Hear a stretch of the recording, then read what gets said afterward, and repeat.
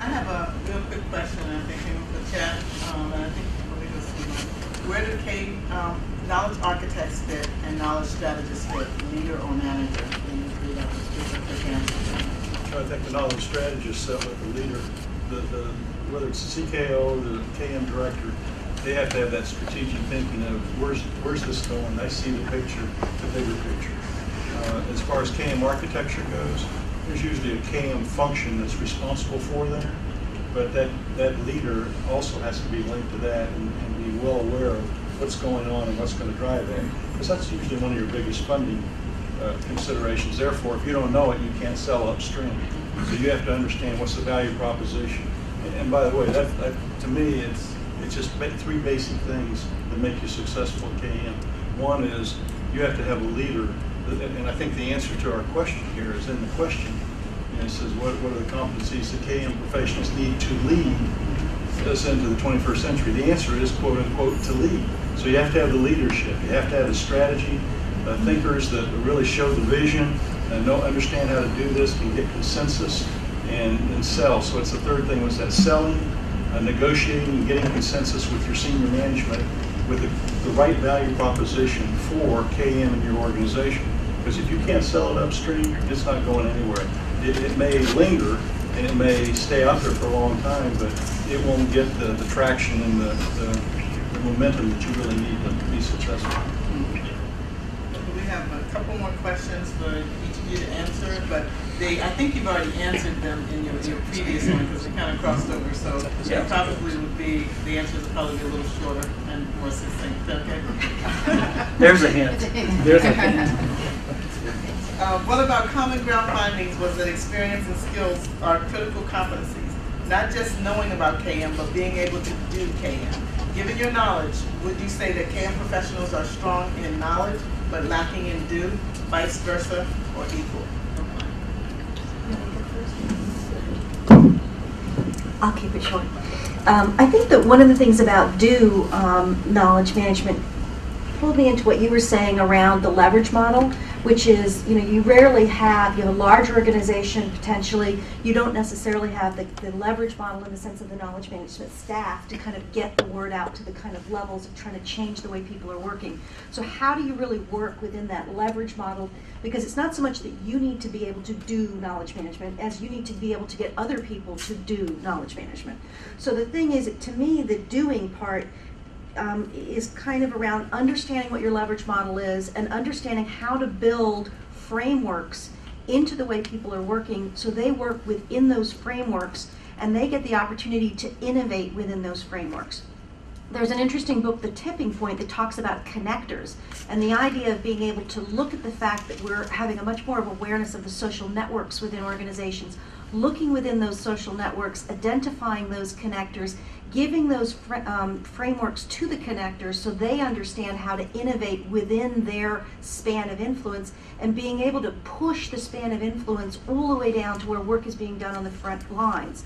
So it's not so much of a hierarchy as it is a building into the network and teaching and learning and pushing into the network the kind of awareness of sharing knowledge and the different people they need to connect with in order to get the answers to questions that are of the people that are working on the front lines. So to me, the doing part of knowledge management is understanding how to build that framework, that leverage model, and push it down into the front lines of where work is actually being done.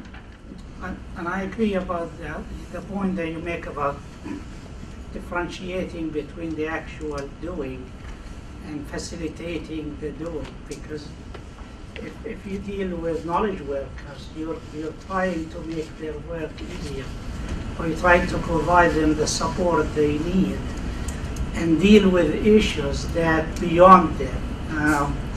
If you're a doctor and treating patients, you don't have time to look at organizational issues or to look at where do I find this, and if you're a lawyer, for example, working on a case, you would look for information and knowledge professional to help them get the information or point them to the right information rather than solving the case for them, because solving the case, it is their problem.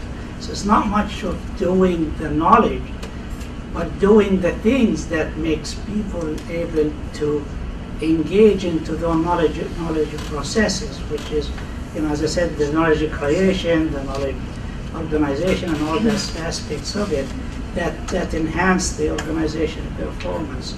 So, in a sense of their knowledge about what to do and the type of skills that we need to kind of cater for is those things that kind of first stem out of our understanding what knowledge professionals should do in the first place. That you have to share about the work that you do. So if you think about any profession, there's probably a set of values that kind of go along with that kind of work. So I noticed very quickly, taking this disparate group of KM people, we started to have to agree on things like what we do is based on what the business needs from us, right? We're going to design processes and tools that fit the way people do work. We're not going to drive how they do work necessarily, but we're going to make sure that what we do complements them, right? That we're going to develop holistic solutions, not just cookie cutter and come in and find our one piece and fix that and then run out the door and leave the customer with 80% of the problem they already had. So for me, we've published a list of what we consider like our 10 values that we approach knowledge management, the lens we approach it through, the mental model we approach it through. And I think it's been a very constructive conversation for us to create that, because it's kind of gotten us on the same sheet of music. And a lot of people would probably say, well, you don't need to do that. We all feel the same way. Well, when you get out and start executing the work, you find out people don't feel the same way. And a lot of people do want to just do that one piece. They want to just work on the wiki. They want to just work on a website. They just want to do this. When our customer needs from us a truly integrated approach to their business need. I look at our organization, it's just to give you a quick snapshot of it. In the late 90s, we had, in early 2000, we had over 625 knowledge professionals out in the field supporting 144,000 people. And that was great. We had centers, 25 centers across the world. People came to those centers and got the information, got the knowledge that they needed. About early 2002, we looked at this and said, everybody said, this is great, it's running great. And I said, something's wrong with this picture. One, my budget's going to get whacked. I can feel it coming. And I said, we've got to start doing self-service and self-training of people out in the field, the user communities. We've got to bring knowledge to them so they understand it. We have to bed it in their workflow. It has to be a part of their methodology and everything they do. We have to stop being center-centric about everybody comes to us and we give them. Now, everybody loved that. If you were in the center, you were like gold. They treated you like royalty because you gave them what they needed. When you start giving them something that said you have to go get it yourself, they didn't like it until they started using it, and they said, wow, at 2 o'clock in the morning, I can get exactly what I need. This is great. I don't have to wait a day. And so that became really great. Well, it cut my staff down from 625 to 300 people. So today we have over 300 people that are knowledge professionals. Now, these are serious knowledge managers and knowledge professionals. Do they really understand the theory of knowledge? Most of them have a pretty comprehensive understanding of what knowledge management is. They didn't go to school for it. They read books on it. They've had an interesting dialogue with other people. So that's been a good thing. Some of them have gone to school and got their master's degree at Kent State and came back with things. But they really got immersed in the projects. We immerse them in projects so that they get that hands-on experience.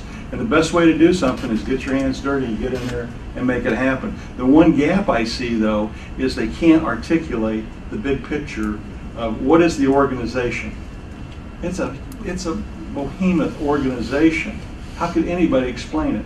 As a knowledge professional, you better be able to explain it to your customers. Like Ed said, you've got to know that customer's business better than that customer knows their business. You've got to be looking for ideas, solutions, and suggestions to say, I can transform your data and your information into usable knowledge that's going to help you do better client service delivery, that's going to help you generate revenue, that's going to make you look great.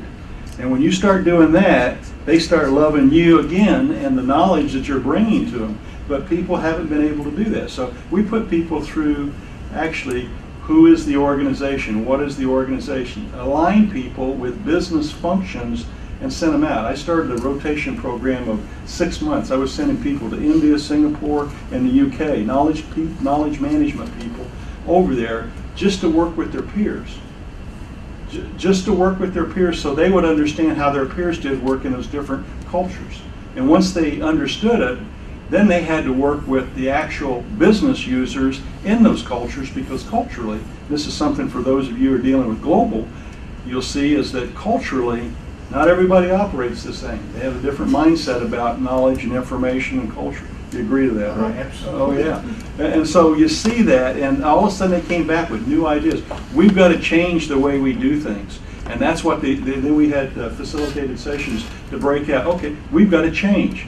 And the one key is we don't operate the way we want to operate. We operate the way the client wants to operate, as long as it meets the strategic goals and objectives of the organization. Really short. I think that what's more important than if I know it is to know how to do it.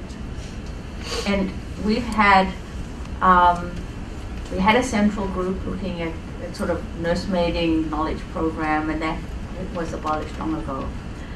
But knowledge behavior stayed all over the place in the organization, because these were people who knew how to do it, and they knew how to enable access to knowledge, knowledge sharing by others.